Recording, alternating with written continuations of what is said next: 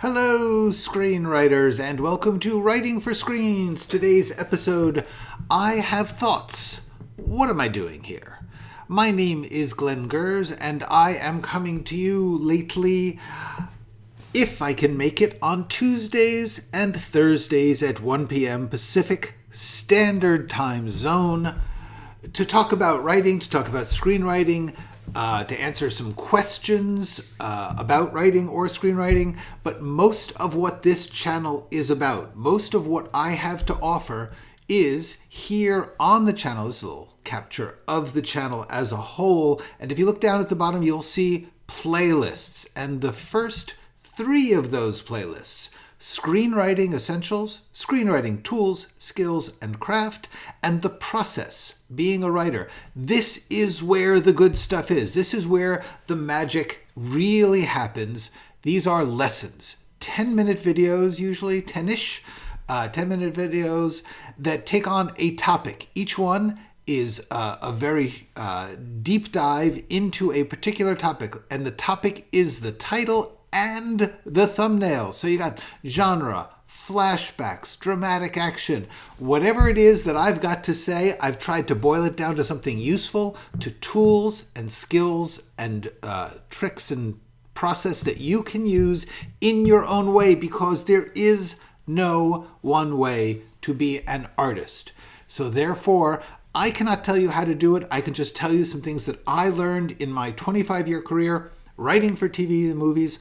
On my way out of the business, I am offering what I had to figure out for myself so that you don't have to do all those decades of figuring it out for yourself. You can start with these things, see if they help you. I'm going to say some hellos. Hello, Nacho. Good to see you. It's been a while. Maratolitoso, good afternoon or morning, wherever you are. Isabel, hi. Thank you so much. I've been dropping some new lessons every Sunday. Hello, Lasanda. Thank you so much. Cool. Very cool. This is all good. All right. So here's the deal. This is going to be it's going to be a little self-exploration episode. I'm going to talk about a couple things that I saw on the internet, but the main thing I'm going to be doing here is I got to talk about some stuff that's been on my mind, and then I'll take questions at the end of that. Good news. After your last video, I broke through a month-long writer's block and finished a new chapter. All right, that's fabulous. I am so glad. I'm glad for you. I am glad I helped. That is super cool. Thank you. It's part of answering the question of this episode, why am I here? That certainly helps. Hi, Dimitri. Hello, Zachary. Thank you. Thank you so much. I am really appreciative of this. Okay, let's talk. Let's talk as in I'll talk and you listen. Okay. Here's the question. What am I doing here? I'm going to get into this by way of some vanished comments here on YouTube. When you guys post a comment on my video, it instantly sends me an email that says, hey, you got a comment, and a little summary of it, and I go there. Here's the deal. I don't always answer right away. Sometimes it takes me a day or two. I got other things going on, especially if it's a thought-provoking or a large question. Sometimes I take a while to answer. Sometimes these comments then vanish. By the time I click reply to answer, it's not there anymore. The link from the email goes to a page where the comment has vanished, and I don't know why. So first thing you need to know, warning, now and then comments vanish. Here's the thing I can tell you. It wasn't me. I've only removed a handful of comments over the years. This is really something mysterious and technological, possibly has some other meaning. I do not know why some comments vanish. I think now and then people remove their own comments. They decide that they didn't want to ask me whatever question or make whatever statement, which is fine. But I think a lot of times something about the algorithm mistakes these comments for something I want gone. I don't know why. So the problem is I can never tell you that. I can never say to you, oh, I was going to answer that, or oh, that was a good question, or whatever, but now you're gone. And there's no like direct messaging here on YouTube. So the only thing I could do would be to leave a comment on your channel, and that gets a little complicated, especially because a lot of you have names that other people have, because I've searched a few. Greetings, Hopfner. Greetings, Thumper. Yeah, bi-weekly for now. Hi, Station. Hi. Okay, so the first thing you need to know is comments sometimes vanish. So I've got a couple of comments that I intended to answer that I'm now going to answer here publicly without naming the person who did it. If you ever see this, you'll know it was you. Cool. And then that will lead me into the larger question of what this channel is really for or about, which I've been meditating upon. All right. The next thing I have to say is the quality of comments on this channel has been unbelievably great.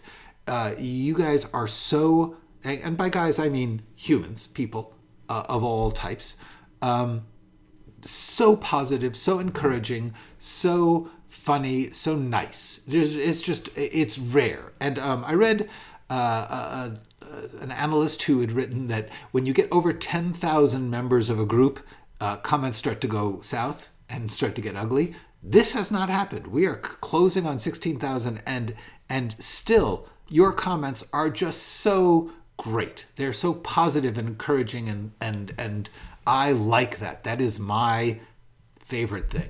On the comments of, I also have a couple of interviews with Film Courage. And Film Courage has, I don't know, hundreds of thousands, millions of views. And therefore, some of their comments get a little less sweet. This one, I had to edit it, censor it, because it was inappropriately calling a name that is just wrong. But I also thought it was funny. One of the comments was that my thoughts were gibberish, and that was the whole comment. I gotta say, except for the name calling slur part, because we don't say that anymore, JJ. But anyway, I gotta say, I find some of those pretty funny, actually. All right, so let's get to these comments. The first comment is from someone whose initials are KR, and he wrote, "I'm writing a memoir. I have a pretty solid outline. I can see it all in my head and feel it has weight for an entertaining story. I've tried a few goes at the first chapter, but quickly feel it's not my authentic voice that's coming out through onto the page. Why is there such a difference when it comes to putting what's on my mind onto the page?" This is a great comment, great question, because this is truly a big deal for anyone who is doing any form of art, but especially writing. When you see things in your mind, first of all, it's in all dimensions. There's sound, there's color, there's visuals, there's everything that you can see. It's alive in your mind. I've recently done a video about the imagination. I don't have my new videos thumbnails, but I did a video about imagination. And this is one of the things that we all have to get used to, is that there is a substantial difference between the experience of imagining something and the experience of turning it into art. They're both good, but they're different. And so I do hope you'll all look at that one. It's called Imagination. I'll put the link in the description later. Imagination. But the answer is, that's what happens. The question, why is there such a difference when it comes to putting what's in my mind onto the page? The answer is because there is. That everybody has this. And the thing you have to remember is that that's okay. The way that you get past it is by doing it a lot, by learning the difference and by practicing the art of turning life or imagination, both of which are ungrabbable. They are the whole point of art is that it is a thing you can hold, that you can return to, that is organized or in some way transformed from the complex reality of life or imagination. That's the point of art. And so, therefore, it takes a while doing it. That would be like saying, why is it that when I watch someone, swim off a waterfall, it looks pretty easy, and when I do it, it's not? Because there's the experience of doing things, and that's cool. There's actually a great video. There was an interview with Ira Glass, Iraglass. He runs This American Life, which, if you do not know about, is an amazing resource just for a great podcast, hours of amazing radio, but also a great resource if you want to know about life, if you want to know about how other people live and all sorts of experiences and things to think about. This American Life. I will also mention that in the description below. Anyway, at some point he was talking about the fact that when anyone starts out in a creative field, your taste exceeds your abilities for a long time. You can imagine, you can see what you want, you can see what you like, but the act of making it takes practice. And so therefore there's a gap, there's a painful experience that you know what it should be like, but you can't do what your brain says, I know what that is. And it's frightening and frustrating and weird, and you think there's something wrong with you. It's just what happens. You have to practice, and your skills will slowly bring you to where you want to go. Will your artwork be what you imagined then? No. One of the things you learn in this set of skills is the transformation of the incomparably complex realities of life and imagination into the, no matter how great, limited form of art. So the answer is because. That's how it is, and that's okay. The thing you need to do is do a lot of it, and you will get better at that. Imagining is right brain, editing is left. To a certain extent, from what I understand about brains, there is new research suggesting that it's actually far more complicated than just left and right. That they interact and inform each other in very complicated ways, which is cool. What we do know is that there are differences in parts of our brain and ways we work and who we are. And that's the main thing that all of this leads to, is the idea that only by accepting that what you do is what you have to work with. That's it. What you do is what you have to work with. Once you get comfortable with that, then you can be the best artist you can be. Which reminds me, last week I talked about this concept. How do I make this work? Not how come this isn't what I wanted, or how come it's not what somebody else does. It's how do I make this work? That's the most important question you can ask yourself on a daily basis. How do I make what I have to work with, including my own stuff, work? Be the thing I want it to be. So that's the answer to that comment and question. All right, next question. This was just an interesting question about working. I think it was provoked by me talking about being in the Writers Guild and strike lately. On the topic of modern, it's by someone whose initials are RLQB. You know who you are, I hope.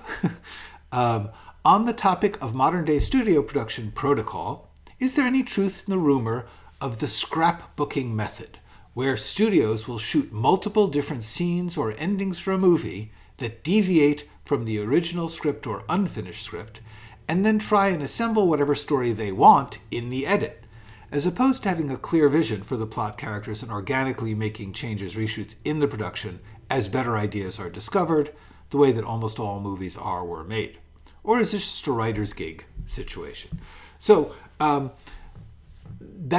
answer is over in general. Nah, that's not it's not like there's a studio that is at odds with the writer and the studio is making the production. Because the truth is the studio has hired or brought together a bunch of people, and they are actually making it. The studio doesn't tell them how to shoot. Now and then they might say like, oh, well, we want you to do this or that. But overall, the people producing and directing the project are going to make those decisions.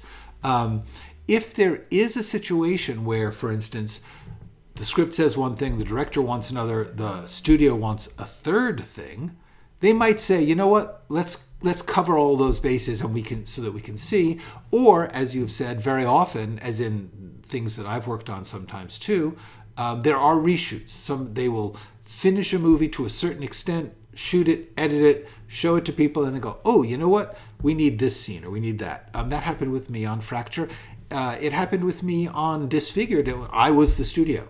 It was an indie film that I made by myself. I, paid for it. I produced and directed it, and I found myself realizing that I needed to make some serious structural changes after I had edited, and so I went back and reshot a couple of scenes to stitch them together. But it's not like there is a general policy of we want to have several options, and so we're going to force the people who are making the movie to shoot different versions, and then we'll put it together. That happened. That concept was more of the factory studio system from the 1920s through the 1960s. The studios did have ultimate control, but nobody wants to shoot different versions and decide later. That's extremely expensive and unnerving, because if you don't know what movie you're trying to make, at least what you think you want, that's a bad sign.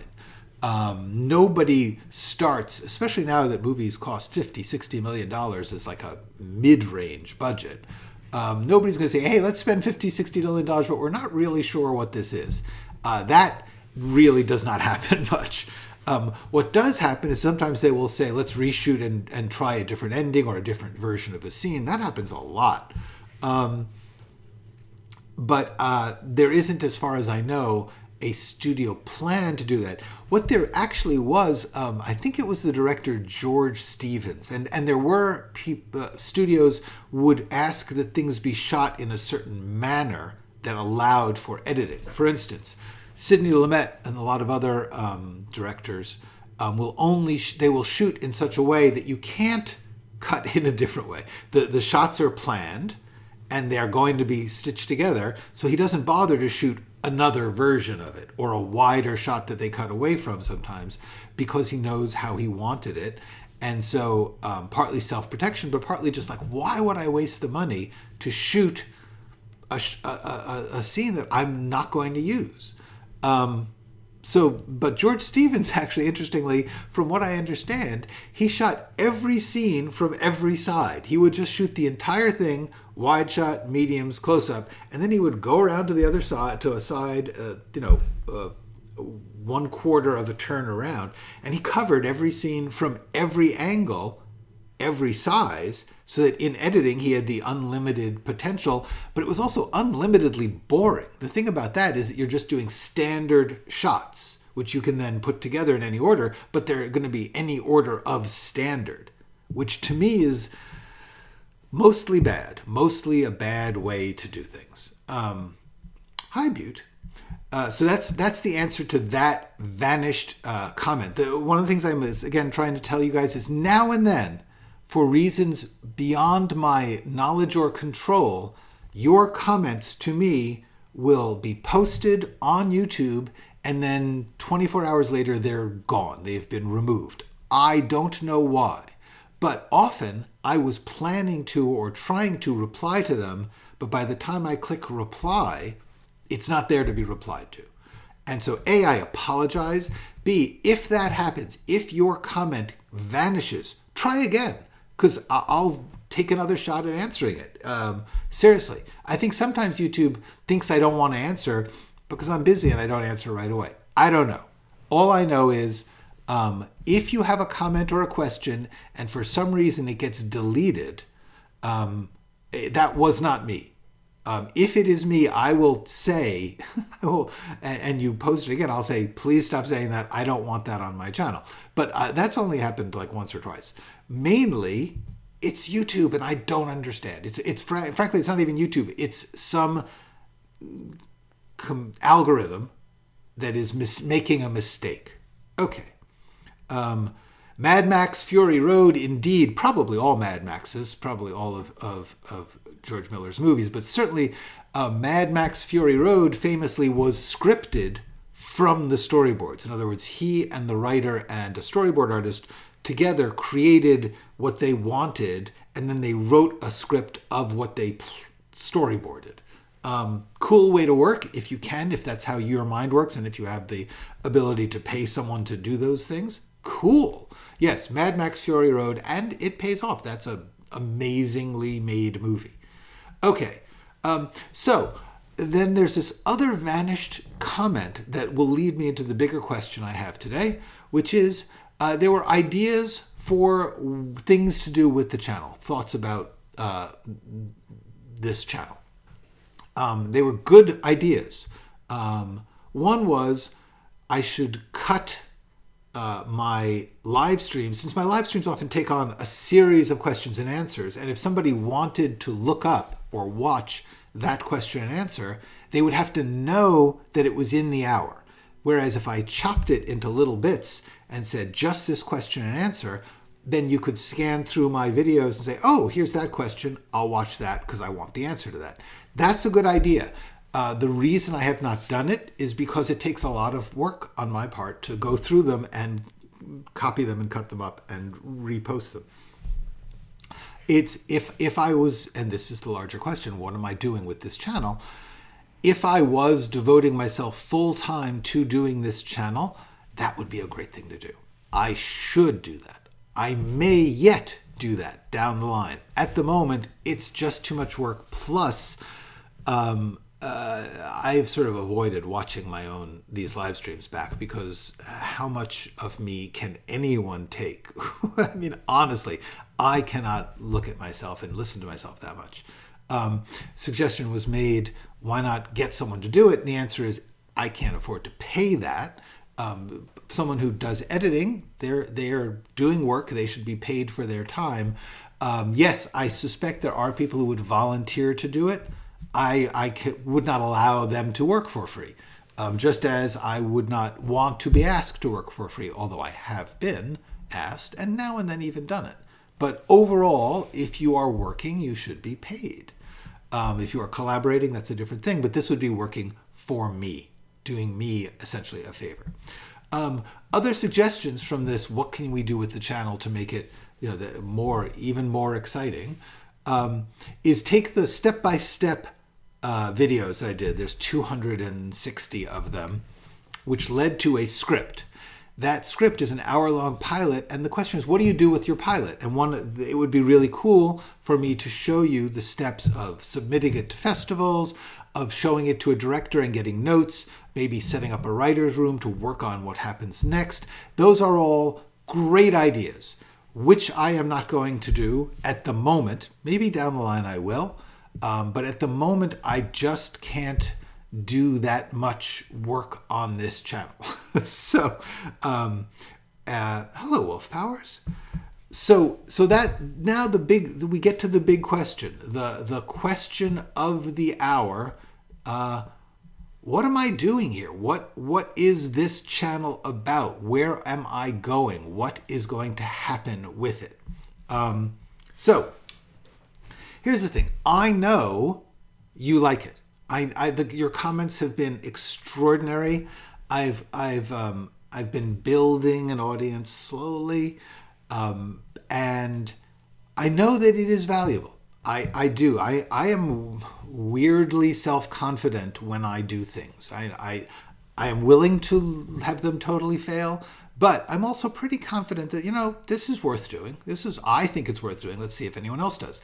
What is interesting about this is what I have done with this channel was I wanted to teach in a different way than other people do, because there's plenty of people doing the normal way, the standard way, the for-profit way.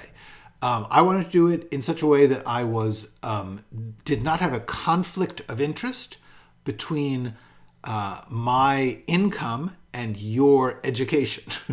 And I could afford at the moment to do that, so I did it. The proper way to do this would be to monetize it. I have not done that. But the main thing is, and hello, Mark Burton, I'm chuffed that I'm back too. Thank you so much. But the main thing is, here's the thing. The purpose of this channel initially was to create essentially a book on video, a book of videos. I knew that everyone else made how-to screenwriting stuff into books. That's the standard way you did that and taught. Oh, thank you. Thank you so much. This is what we're talking about here. And I was feeling a couple things. The form of a book didn't feel right because I don't love having to read a whole book to learn a thing, one thing. And usually when I'm working, I have one thing that I need to figure out. Like when you're writing something, it's like, I've got a problem. It may be like, I don't know what to write next, or I don't like my characters or dialogue, whatever it is, there's something on your mind. And I kind of wanted like a index cards or recipe file of like, well, what would you do if you had this or that? And I think that now I'm beginning to think there probably is a book form of that. But the main thing is I didn't want it to be something you have to start at the beginning and learn your way through. It could be just something you just popped in and out of, get a little bit here, a little bit there, depending on your mood and your needs. And that was really important. The other thing that's really important is many people like to read their education, but a lot of people now like to listen to it or see it. And I realized if I published a book, I could maybe reach, 1,000 people. I had the feeling that videos would reach a lot more people in a lot more places in ways that they wanted, that people wanted to try and learn from. So that's what I did. With remarkable good luck, I decided to do that about 3 or 4 months before COVID shut down everything and made video learning more comfortable for larger numbers of people. But here's the thing. The live stream videos I started doing because YouTube at the time prioritized channels that did live streams. They were like, we want more people to spend more time on YouTube, and the way to do that is to have them be watching these live streams that go on for hours. Obviously, gaming was a big part of that. And so I thought, well, how can I do something useful that takes up that much time and works that way? And I decided to do the step-by-step thing because if no one was watching, I could still do it. I could just sit there and write with no one watching. And then it became sort of a cool challenge and a fun thing to do, and I'm really glad I did it. And I did recognize that there are certain types of things to talk about that I didn't want to have to carve out a brilliantly diamond-hard exact lesson, like this one. I don't want to, like, when I make those videos, those little 10-minute lesson videos, the ones that I urge you to watch on the channel, these things with the big, bold, colorful thumbnails, the 10-minute lessons in the first 3 or 4 playlists, those take me months to write. To spend the time saying, how exactly do I think this works? And how can I make it something that someone else can use in their own way? Because the one thing I have learned so much about in the past 3 or 4 years is how much there are different ways to do it and different end results that you want. And that's really, really important that you get a hold of that as an artist. So these live streams have been a cool way to do that. It's fun. I like doing them, but the point was to have a really small, concrete set of little lessons, those short videos. I now have 350 hours of content, and I'm a little concerned that the value of the how-to book is getting hurt by the amount of blather I am doing in general. I have to figure out what to do, because there's a part of me that feels like, as much fun as this is, as much as I know a lot of you like it, it's not necessarily a good thing to do. Here's the thing. My job here is to get you to turn away from me and look to yourself. Honestly, we're getting close to the point where I am not going to be saying anything new on this channel. I'm going to be saying interesting variations on the basic ideas, but I'm really just going to be saying the same thing over and over again. I've detected that in these Q&As. Many of these questions and many of these topics are things where I'm like, I did already talk about that. I'm happy to keep talking about it, but I don't have that much more to say. And it's very important to me that if there's one thing I want you to learn, it's this. You have to do this yourself. I can give you tools. I can tell you that it's okay to do it by yourself, and in fact required, but I can't go with you. You know, I am Obi-Wan Kenobi letting myself get cut in half, because I have given you the lesson, you have the force, you got to go on and figure out your own visor, okay? Yes. Yeah, thank you so much. At the moment, I really, really appreciate it. That is not a presumption. I have not at the moment invested myself in doing this for the pay. I so appreciate that. That is so cool, and I know that would happen. And I do. There is a future in which I do that, but at the moment, just the fact that you asked is just the most dynamite thing. Thank you. Hey, Kitschy. Good to see you. Art film dose. So yes, exactly. And I would never say blow it. I might say, as I am truly trying to get it, my job here is to make you not want to listen to me. My job here is for you to say to yourself, I know already. I know the answer. And this is really true. 90% of the questions I get in general as a writer, the answer is in the question. So people say like, oh, I know I ought to make an outline, but I don't like to do it. So you ought to make an outline. It's in there. That's it. Most of the time, the answer is there. And if it's not, you got to figure out what it is. That's the thing. You need to make your own path. That is but so I have mixed feelings about doing this, but on the other hand, it's fun. B, I am building the audience. C, I am finding interesting things coming at me during these. This is cool, but there's also, and I gotta say this one is true. I was reading Maus, M-A-U-S, by Art Spiegelman. It is an autobiographical about a cartoonist, a graphic novel, cartoonist dealing with his own family history and the Holocaust. And there is in it this pair of panels. There's actually a panel in between them, but Samuel and I'm going to take out the quote as a more readable version. Samuel Beckett once said, "Every word is like an unnecessary stain on silence and nothingness." On the other hand, he said it. He said every word is an unnecessary stain. This is just so brilliant to me. This is like the truest thing I know as far as this channel goes. A part of me truly believes that I should not speak to you anymore. I have said plenty. You're good. You are set. You can do it without me now. On the other hand, I said that. On the other hand, there is value to what I am doing.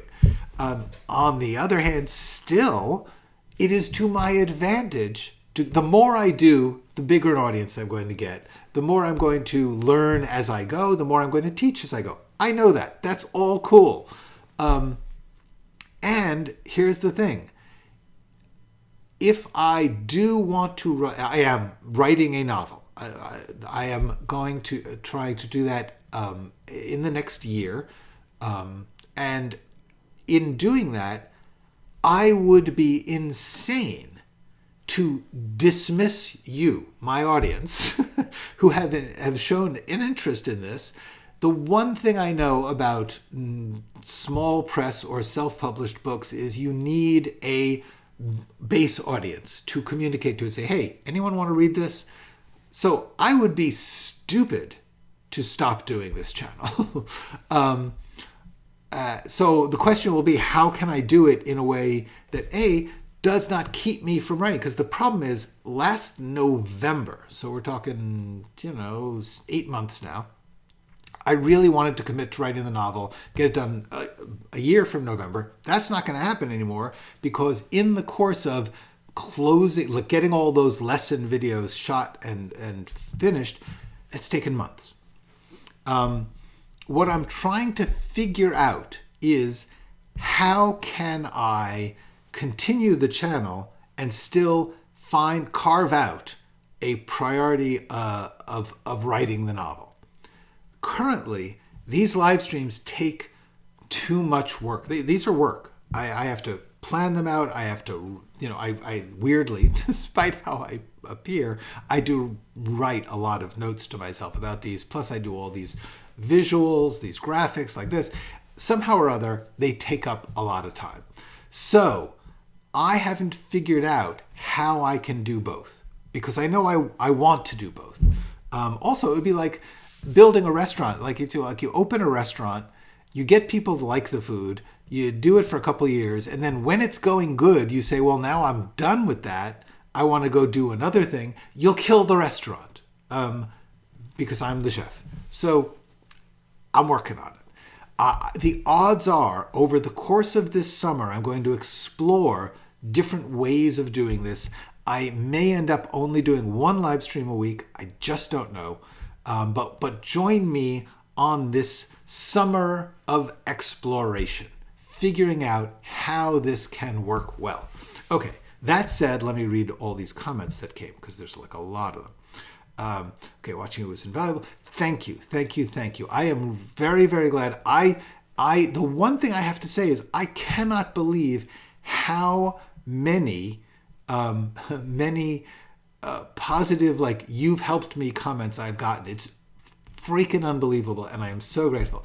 Yes, you are welcome indeed. We are good. Okay.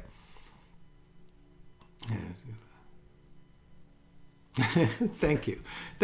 I am. This is not. I am not looking for praise. I'm not going to say don't say it. That's crazy. But seriously, I am not. I am trying to give you a little insight into what's going on behind the curtain here, so that you know why things are changing the way they are. For one thing, I'm finally going to be done with my videos, with my lesson videos. I have got 6 or 7 more. I will have about 50 when I am done, and that's a lot. And mainly, it's like, that's what I have to say. There's 2 or 3 others that will show up, in the months to come. But in the next 6 to 8 weeks, those are going to stop.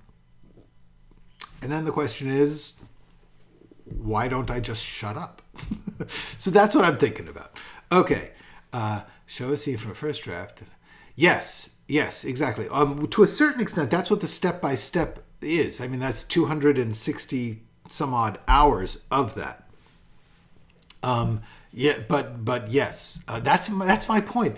This is the thing. To really do that right, I should essentially go through the step-by-step thing and edit it down to a 10-minute lesson, which condenses 200 hours.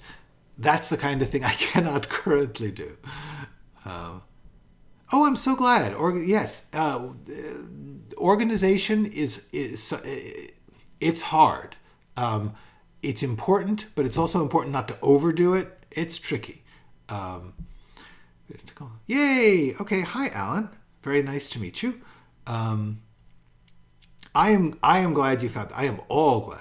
Hi, Dee Dee. Hello to France. Dee Dee just said hi from France in a comment. Okay, good. And thank you, Rebecca. You are.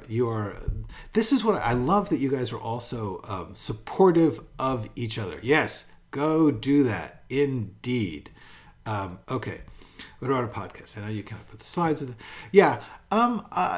There are so many things I could do, indeed. And that is one of the most frustrating things here, is I don't know if it's that I overthink things, but I think my overthinking things is my value. It's what makes my stuff a little different. Anyway, thank you so much, Robert. That is so kind of you.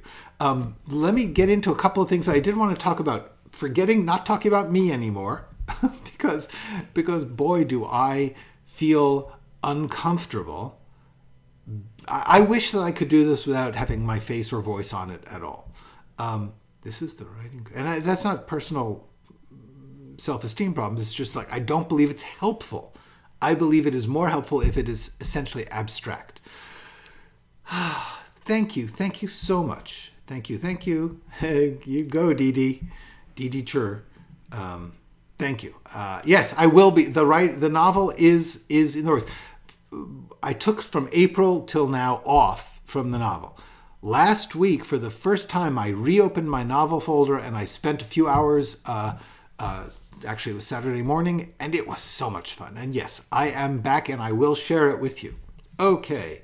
Thank you. It is, Rebecca. I'm happy. Okay. All right. So let's get into a couple of things, because I really thank you, Galaxy. All right. There's a couple of topics I wanted to talk about, just because every week as I'm living my life, I will be on the internet and I will have things referred to me, and I will say, cool. I should tell people about that. Yes, it does. Although we do not want to veer into The Menu, which is actually a really enjoyable, surprisingly enjoyable and twisted movie, The Menu. If you have not seen it, Ralph Fiennes is the chef in that. It's a terrific, dark, funny movie with a great cast and a surprisingly good script. I was really impressed by it. Okay, so that's The Menu. Hold on. The Menu. It's a movie. Came out, I believe, last year. I can't make it bigger. Oh, there we go. Okay, The Menu. I recommend it. I recommend The Menu. It's not for everyone's taste. I know people who hate it. I thought it was great. Let me tell you about these couple of things, because they're already in the description. There are links.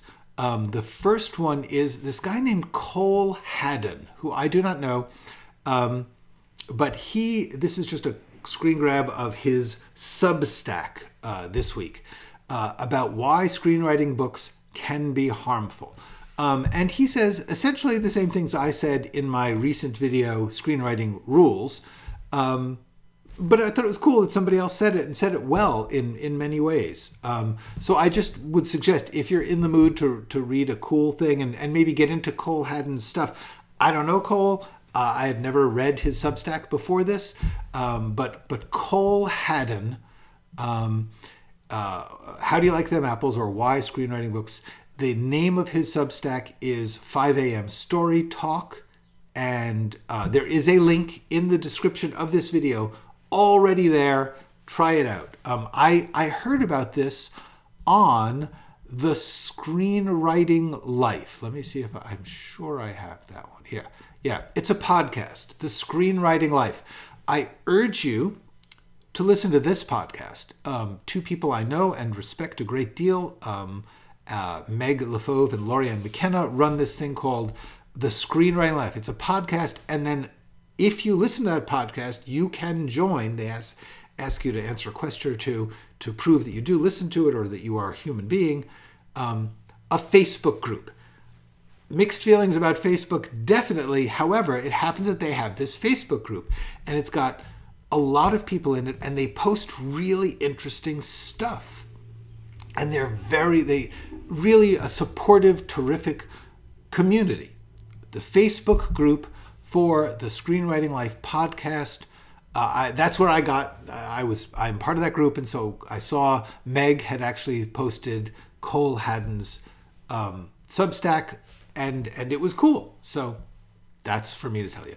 The next thing is that a Variety newspaper was doing it did a little item about an article that was in Esquire magazine, apparently. It was about a movie, The Devil's Own. It must be from the turn of the century. It was the last movie directed by Alan Pakula, who is a remarkable and important late 20th century director. It was a famously troubled production, and in an interview in Esquire, Harrison Ford talks about that trouble and the conflicts that he had with Brad Pitt. And I thought this was really interesting. So I've got a link in the description to this article in Variety, but I'm going to read you a bit of a summary of it. Here's the deal. The story of Devil's Own is that there is an Irish IRA freedom fighter, terrorist, depending on your definition, that's part of the story, who is coming from Ireland to America in order to procure weapons to take back to Ireland and kill people. Because of the Irish community in New York at the time, he is put up at the home of an Irish family. The father of that family is a police officer in New York. That's the setup of the story. It's an okay movie. It's not great, but it's good. It's solid. What I thought was interesting about this interview is that Harrison Ford said, quote, they were asking why was there problems on this set, and he says, I remember why. Brad developed the script. Okay, Brad Pitt is a remarkably good producer, and his company Plan B has done amazing stuff. So Brad developed the part. They offered me developed the script. Then they offered me the part. I saved my comments about the character and the construction of the thing. I admired Brad. He's a wonderful actor, really decent guy, but we couldn't agree on a director until we came to Alan Pakula, who I had worked with before, but Brad had not. Now they've got a director, and the director has a history and faith with Harrison Ford. Also, Harrison Ford was at the time a much bigger star than Brad Pitt. So Harrison Ford says, Brad had this complicated character, and I wanted a complication on my side. Here, you know what? I can show you this. Hold on, let me see. Yeah, there we go. Okay.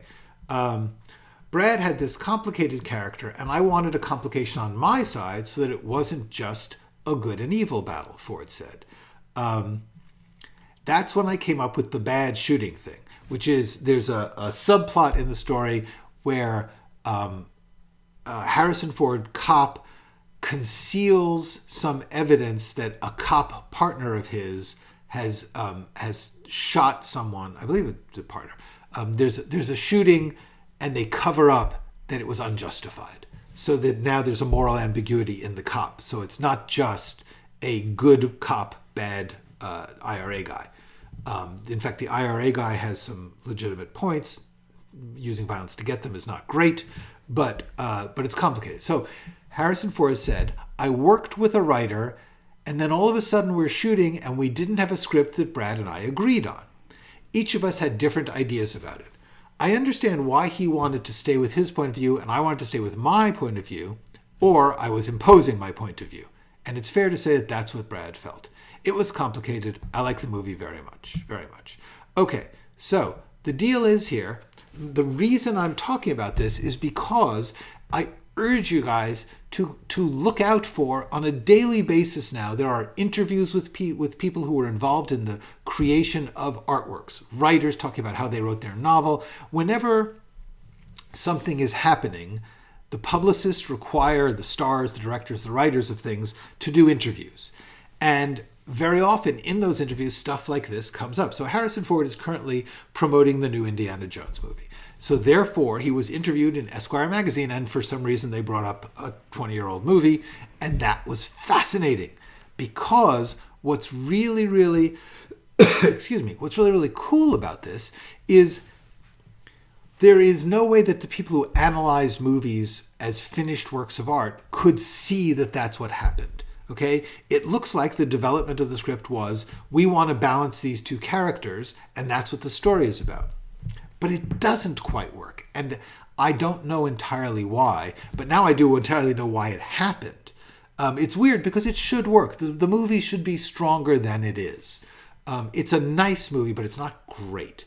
And one of the reasons is because there was this power struggle going on between the two actors to essentially make the movie stronger for their character. They're both right. There wasn't a right or wrong here.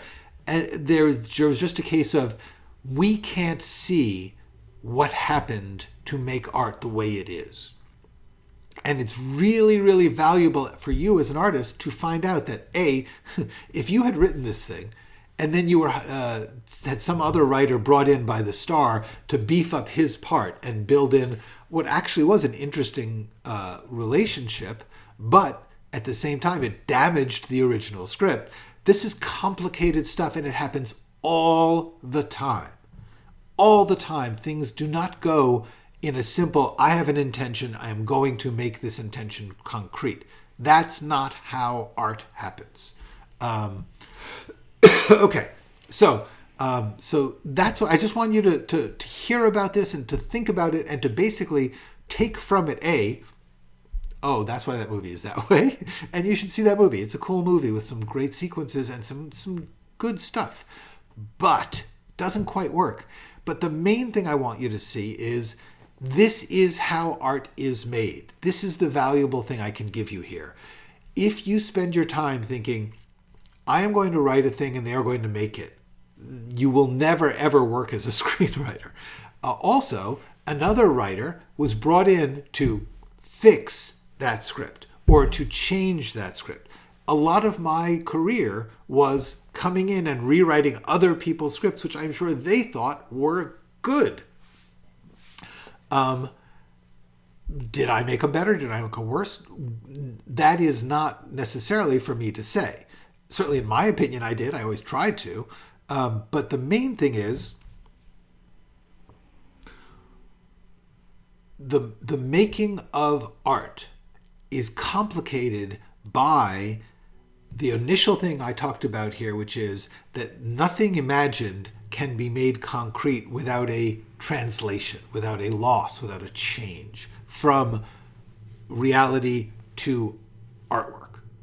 And then you add in the complexities of things like movie stars and budgets and directors and producers and all those things that get a say in how these things are created.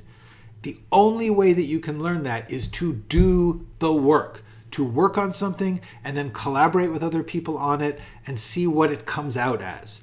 Do that a lot and read as many interviews as you can about anything that you like or hate. If you see something and you hate it, read about how it came to be. If you see something and love it, read about how it came to be. It's really worth doing, and there has never been a time like this for access to a portion of that information. Okay, I did charge myself with lots of advice for yours, and I was about to get started. So go write something. Yes, that is, when it comes down to it, the most important thing. Good morning, Donna, or afternoon here. The fastest way to get a complication is to marry. Sorry. That's okay. That's okay, Mark. I understand. It's okay and content and good for you. I am married and content. So this is why we have different stories in life, because different people have different values and experiences. Okay, so I think I'm going to stop for today. I'll be back on Thursday, and I'll try and have something to say between now and then. And in the meantime, thank you for listening to me talk about myself. We are going to have, as I said, it is June 6th, 2023. This is the summer of 2023 here on this channel is a summer of experiments and exploration. Hope you join me. In the meantime, please go write something.